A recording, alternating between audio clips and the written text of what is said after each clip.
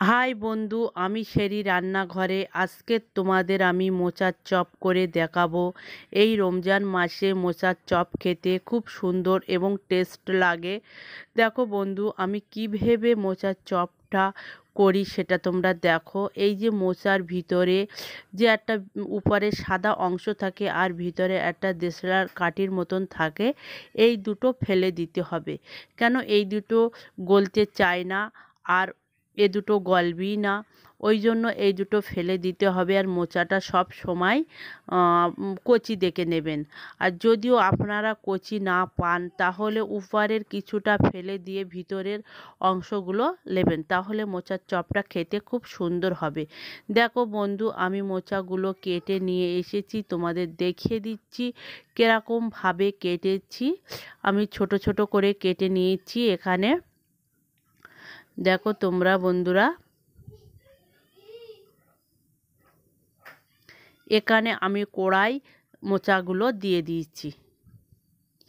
আমি কিছুটা পানি দিয়ে দিচ্ছি। এখন আমি পরিমাণ মতন হলুদটা দিয়ে দিচ্ছি। এই হলুদ আর লবণ দিয়ে সিদ্ধ করলে মোচার যে কষটা, সে কষটা বার হয়ে যায় আর ভালো লাগে।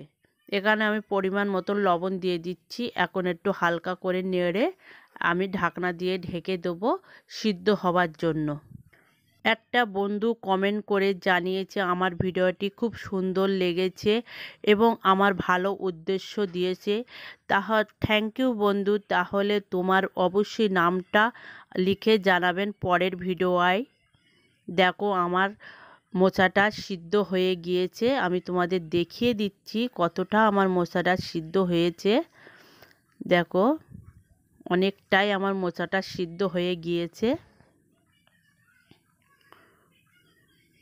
দেখো, আমি তোমাকে দুটো দেখিয়ে দিচ্ছি কতটা সিদ্ধ হয়েছে। এখন আমি এটা পানি ঝরিয়ে নেব।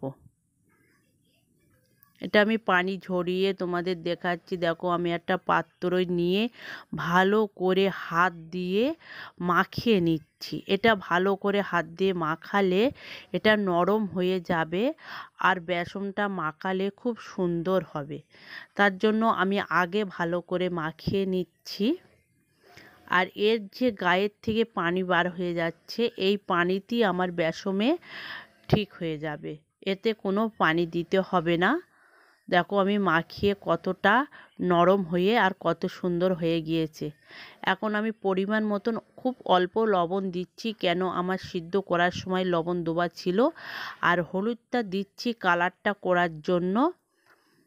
এখানে আমি মিট মশলা দিচ্ছি। মিট মশলায় অবশ্যই যে কোনো চপে দেবেন, তাহলে বাজার থেকে চপ কেনার মতন টেস্ট লাগবে আর সুন্দর লাগবে। এখানে আমি বেসন দিয়ে দিচ্ছি। বেসন দিয়ে মাখিয়ে নেবেন। ঝাঁঝ যেমন মোচা সেই হিসাবে বেসনটা দিয়ে মাখাবেন। কেন এখানে আমার অল্প মোচা বলে আমি এখানে 100-র একটু কম বেসন দিয়েছি। দেখো এখানে আমি কিরকম মাখিয়েছি। আর এখানে আমি কাঁচা ঝাল কিছুটা কুচিয়ে দিয়েছি। 3টে কাঁচা ঝাল নিয়ে কুচিয়ে দিয়েছি। এই কাঁচা ঝাল গালে পড়লে খুব সুন্দর লাগে। কেন রমজান মাসে সন্ধেবেলা ঝাল ঝাল কোনো খাবার হলে টেস্টও এমনিই লাগবে। এখানে আমি তেল দিয়ে দিয়েছি। তেলটা গরম হয়ে গিয়েছে।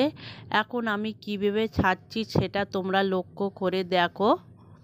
আমি তোমাদের দেখিয়ে দিচ্ছি আমি কীভাবে হাতে ছড়িয়ে নিয়ে, দেখো আমি হাতে ছড়িয়ে নিয়ে আস্তে আস্তে তেলে ছেড়ে দিচ্ছি।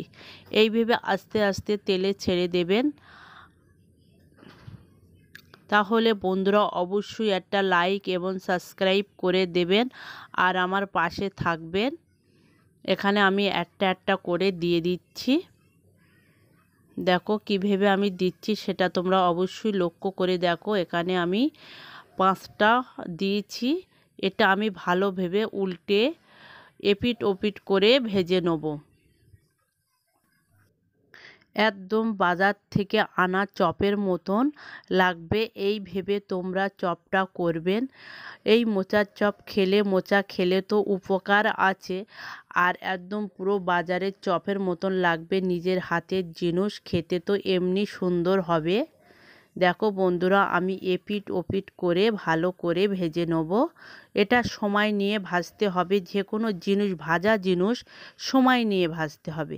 যখনই তোমরা সময় নিয়ে ভাজবেন দেখবেন সেটা ভালো সুন্দর লাগছে।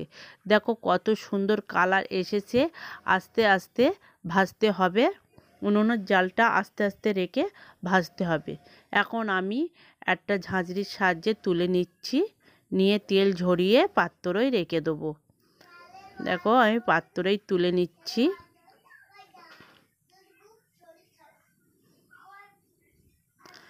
আমার আজ যেগুলো আছে সেগুলো আমি দিয়ে দেবো। দেখো আবার দেখো আমি কীভাবে দিচ্ছি সেটা তোমরা লক্ষ্য করে দেখো। এইভাবে হাতের তোলোয় নিয়ে হাতের উপরে রেখে আস্তে আস্তে ছড়িয়ে দিয়ে তেলে ছেড়ে দেবেন। দেখো আমার এখন যেগুলো ছিল আমি সবই দিয়ে দিয়েছি। আস্তে আস্তে ভালো করে উল্টে দিচ্ছি।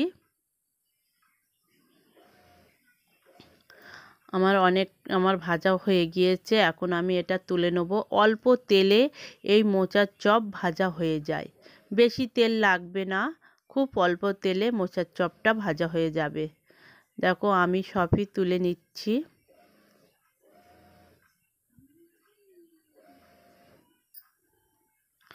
আমার তোলা হয়ে গিয়েছে, তোমাদের দেখিয়ে দিচ্ছি। আমার সবটাই ভাজা হয়ে গিয়েছে। দেখো কত সুন্দর দেখাচ্ছে। বন্ধুরা অবশ্যই ভালো থাকবেন।